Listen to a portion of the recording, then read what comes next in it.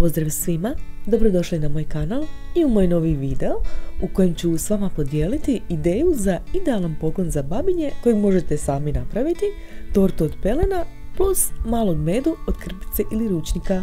Ako vam se video svidi, ne zaboravite kliknuti palac gore, možete ga i podijeliti s prijateljima na društvenim mrežama, javite mi se svakako u komentarima, a ako ste novi na kanalu i želite gledati još mojih videa, pretplatite se na moj kanal, besplatno je, a kliknete li zvonce, možete dobiti obavijest o svakom novom videu kojeg objavim i sad možemo krenuti. Za tortu od pelena će nam trebati pelene naravno. Za ovu tortu ja sam trebala 2 paketa od po 46 pelena. Treba će nam i karton koji ćemo koristiti za bazu, dovoljno velik da obuhvati veličinu torte. Treba će nam i ovakva kartonska rola koja će biti stup, potporanj, a njega možete dobiti od baš ovakvog papira za omotavanje koji će nam također trebati. Najbolje bi bilo da je bijeli. Treba će nam i prozirni celofan za omotavanje torte, vrpce za ukrašavanje u boji koja se uklapa s ostalim dodacima koji će ovdje biti i ukrasi torte, a to mogu biti razni bodići, čarapice, podbradnici, cipelice, bočice, dudice, što god želite. Ja sam baš bila pronašla sve u istom tonu koji mi je i odredio boju ove moje torte koja je bila za jednog malog dečkića. Za role od pelena će nam trebati gumice, najbolje ove tanke za sitne pletenice.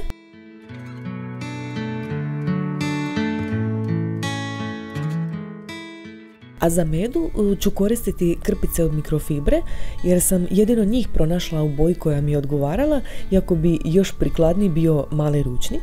Od alata će nam jedino trebati pištolj za vruće ljepljenje koji sam odmah pripremila da se zagrijava, pa možemo početi. Najprije će biti potrebno napraviti bazu od kartona koja mora biti okrugla, a kako nema tako velikog šestera kojim bi s lakoćom napravili pravilan krug, morat ćemo se snaći na drugi način.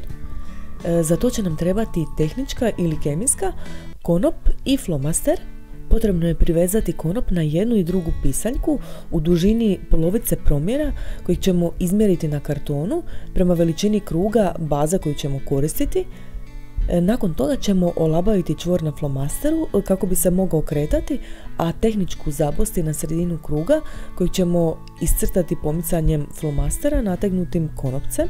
Krug od kartona ćemo izrezati skalperom i kako takav nije baš lijep, bit će ga potrebno omotati ukrasnim papirom po vašoj želji naravno, a ja sam htjela da bude što neutralniji pa sam koristila bijeli. Ukrasni papir je potrebno izrezati kružno u odnosu na kartonsku bazu, toliko da ga može obuhvatiti, podvinuti se i još malo da se može zalijepiti.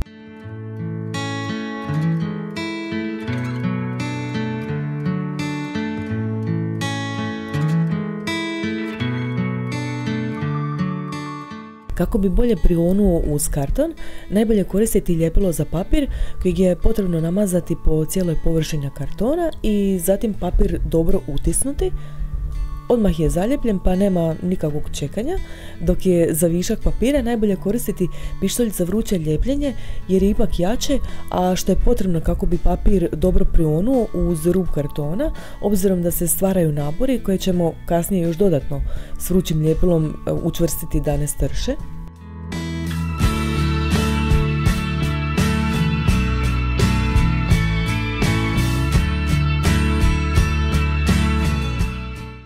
I time je baza gotova, a sljedeći korak je na nju učvrstiti potporanj za tortu kojeg ćemo zalijepiti isto vrućim ljepilom.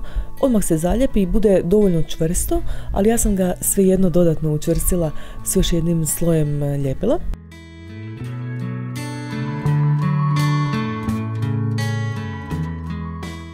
I sad možemo prijeći na pelene, pa ću odmah pripremiti i gumice. Pelene je potrebno svaku pojedinačno zamotati, najbolje u smjeru od tanjeg kraja prema debljem i jednostavno učvrstiti gumicom.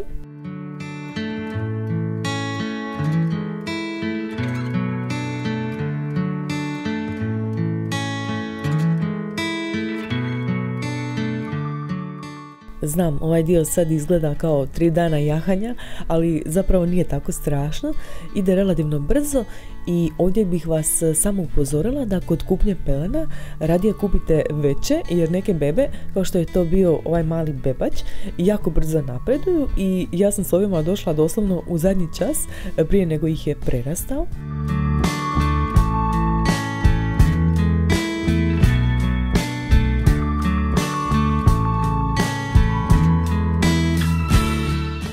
Kad smo smotali sve pelene, vrijeme je za slaganje, što se radi tako da se oko potpornja slaže krug po krug, a kojeg je potrebno zatim povezati konopcem. To nam ujedno i omogućuje da skinemo gumice ako to želimo. Ja sam svoje namjerno ostavila jer moja prijateljica ima kćer za koju sam znala da će skidanje gumica biti zabavna aktivnost, dok bi u protivnom nekome moglo biti naporno, pa najbolje da sami procijenite. Ja sam htjela da moja torta ima 3 kata, pa sam odmah unaprijed ostavila 6 pelena koliko mi je bilo potrebno za 3. i najmanji kat, pa sam gradila debljinu prvog i drugog od preostatka pelena, pazeći da odnos veličine, odnosno širine jednog i drugog kata bude razmjeran, a što je ujedno i princip rada za svaku tortu, ovisno o tome od koliko ćete pelena raditi, odnosno koje će veličine biti pelene.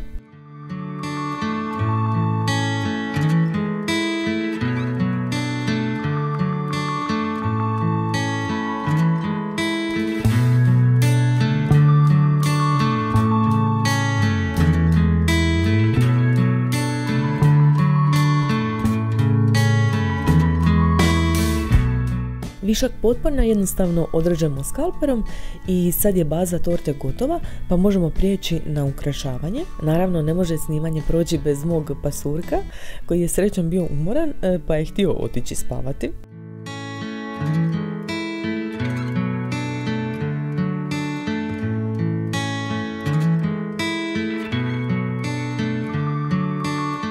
Ukrašavanje započinjemo s vrpcama jer je njima potrebno prekriti konopce koji pridržavaju pelene. Ja sam kod kupnje krivo procijenila koliko će mi biti potrebno, pa nisam imala dovoljno za obujmiti sva 3 kata sa sivom vrpcom na koju sam mislila nalijepiti žutu, pa sam se odlučila na ovu varijantu, što mislim da je na kraju ipak još bolje ispalo. A kako mi je ostao još jedan komadić sive vrpce, od nje sam odlučila napraviti mašnicu.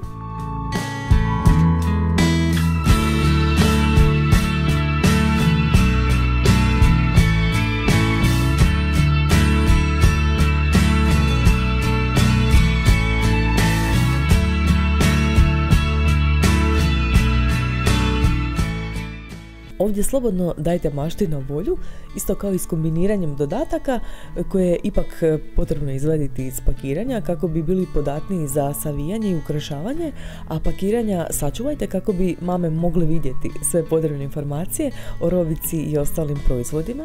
Ja sam se sa svojim dodacima igrala neko vrijeme dok nisam bila zadovoljna. Na kraju mi se najviše svidjelo da robica kaskadno pada po torti, ali ovdje zaista nema pravila, svatko nek se igra po svom ukusu, a također ukrašavanje ovisi i o dodacima naravno.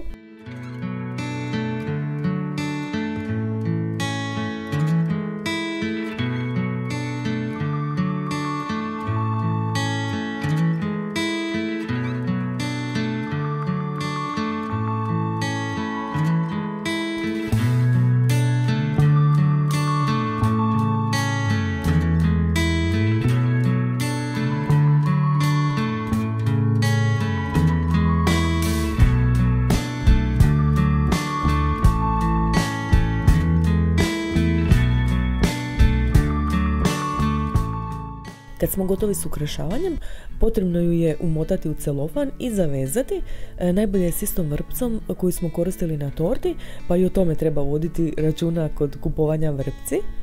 Ako koristite satinske vrpce, najbolje je rezove krajeva kratko dodirnuti plamenom vatre iz upaljača kako bi spriječili da se razdvajaju niti koje ružno izgledaju. Ja volim odrezati viškove celofana tako da celofan nategnem, kratko ga prerežem škarama i naglo povučem. Ako imate klamericu, najbolje je s njom spojiti rubne dijelove celofana koji strše, ali to se naravno može napraviti i sa selotejpom. Moja torta od pelena je gotova i sad možemo vidjeti konačan proizvod. Meni je ovo zaista super poklon za novorođenu bebu jer je koristan, a ujedno ga možete odabirom dodataka prilagoditi po vlastitoj želji. Prikladan, koristan i efektan dodatak ovakvoj torti od pelena može svakako biti i medo koji možete sami zaista jednostavno napraviti, najbolje od malog ručnika jer njega mama može svakako koristiti, dok sam ja za ovu priliku koristila krpice od mikrofibre jer sam htjela da bude u žutoj boji, a kako ove krpice mogu poslužiti za razne svrhe, zašto da ne?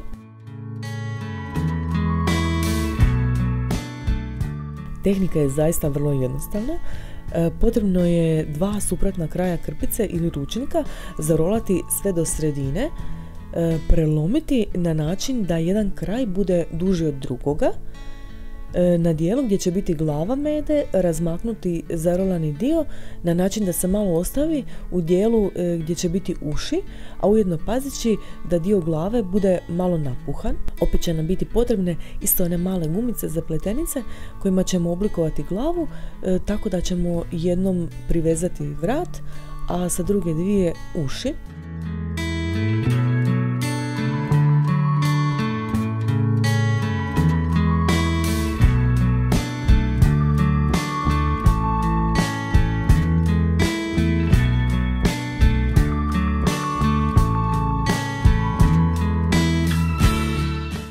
U dijelu vrata ćemo zavezati mašnicu, još ćemo ga malo doraditi tako da ćemo naglasiti ruke, noge, uši i glavu i naš medo je gotov.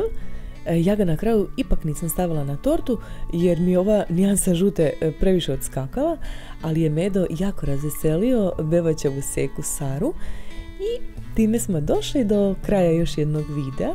Hvala vam što ste ga pogledali, a do sljedećeg vas puno pozdravljam. Bok!